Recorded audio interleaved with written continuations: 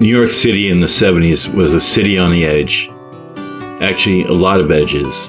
It was on the edge of bankruptcy, crime was high, police relations were also a huge problem, and the streets were full of decay. The mayor at that time, Abe Beame, asked President Ford for a bailout, and President Ford said to drop dead. The city continued to fall into despair and economic problems. The election of 1975 became very contentious. It came down to two men, Mario Cuomo and Ed Koch. Several debates were held between the two men. Cuomo denied the accusations, but at one point, posters were spread saying, "Vote for Cuomo, not the homo." But guess what? The man that New York City needed, he won.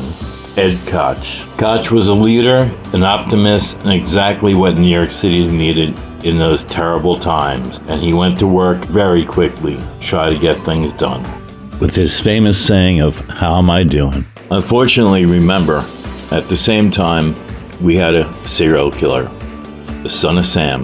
Supposedly, a man that listened to his dog and went out to kill people, women. He finally was caught, but this was the state of New York City at the time that Koch was involved. Women were scared to go out. Women dyed their hair not to look like other victims.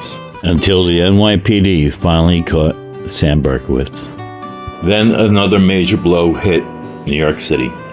John Lennon, one of the Beatles, loved New Yorker who lived by Central Park, walked in Central Park, and was part of New York City, was shot and killed outside of the Dakota. Thousands and thousands came to the Dakota to offer their prayers, stood in shock, couldn't believe that such a peaceful man was killed by such an animal, and in cold blood on a night when Lennon was just going out. Then another terrible incident. A man who said that he just had too much of the fear of crime took matters into his own hand and shot on a subway. This action put more turmoil into the race relations of New York. He was a white man and he shot a black young man on a subway in cold blood. He shot the last one twice, saying that the first one didn't do enough damage. And of course, the blackout. The blackout put the entire city into darkness, bringing turmoil into every neighborhood in New York City. Some took it in stride, had fun in bars, stood outside, slept in the park, enjoyed each other's company. But Bedford-Stuyvesant was almost destroyed. It was looted, it was burned, and the police stepped in during a time where race relations between the police and ethnic groups was at a terrible time already. No ethnic groups trusted the police. The police were hated, but yet the police had to step in, and step in they did. And this blackout further distanced police from neighborhoods. The looting, the violence, the burning of buildings, stores. This night damaged the city for years. Shea Stadium had to be evacuated because of the blackout. The Mets game was canceled. People were stuck on the subway and rescued by the police and emergency services. And many heroes did step up and help their fellow New Yorkers in a terrible time, a terrible night of darkness, of blackness. Outside of Bedford-Stuyvesant, the city tried its best to take the night in stride, tried to enjoy the company of each other, had parties, smiled while they were waiting in Grand Central Station for a train they knew wasn't going to come for a very long time to get them home. Parties were had, bars, well, they had to get rid of their booze, so it was a great bar night. New Yorkers do have a way of coming together during bad times, and they did. They enjoyed each other, they spoke to each other, they helped each other, they loved each other. But yet, in Bedford-Stuyvesant, the terror continued. The stores, they were destroyed. The violence between people and police still hasn't been forgotten, and still has a barrier between them and the police. The cleanup of so many ways had to be undertaken after the blackout. It's indescribable. Not just of the stores, not just of the neighborhood, but of the relations of New Yorkers. New Yorkers between each other, New Yorkers with police, and New Yorkers amongst themselves. It put New York City back years. And then another problem for Mayor Ed Koch, the transit strike. The MTA went on strike. Subways were closed, buses didn't run. The entire city was at a standstill. People were stuck in Manhattan trying to get home. The TWU, the Transit Workers Union, they were standing and they weren't giving up. But Mayor Ed Koch, he brought New Yorkers together. He walked with them over the Queensboro Bridge, which is now Mayor Ed Koch Bridge. He led a walk of people to get home to their houses outside of Manhattan. He stood with the people. He spoke with the people. He was for the people, and the people never forgot. Ed Koch himself used mass transit.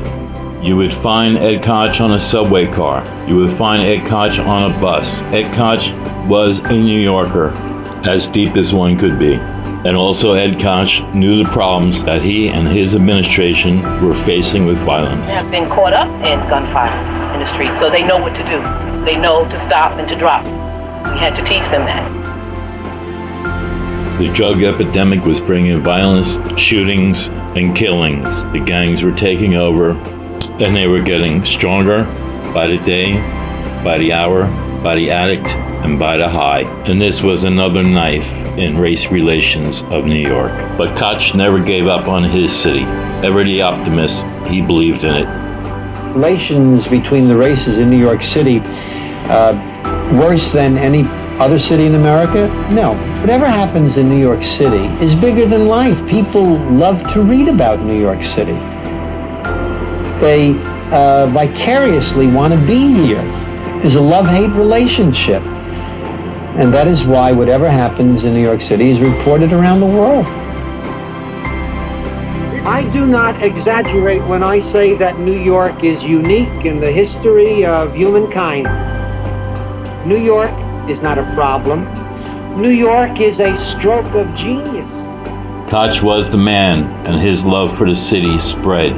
New York City began to be the greatest city in the world again, all because of Ed Koch and the team that he put around him to make it so.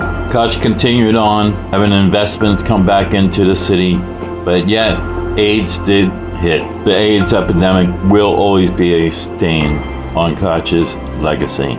But Koch did get reelected another time and did continue to do great things. He even guest hosted Saturday Night Live with Mick Jagger, Eddie Murphy, Joe Piscopo, the whole crew.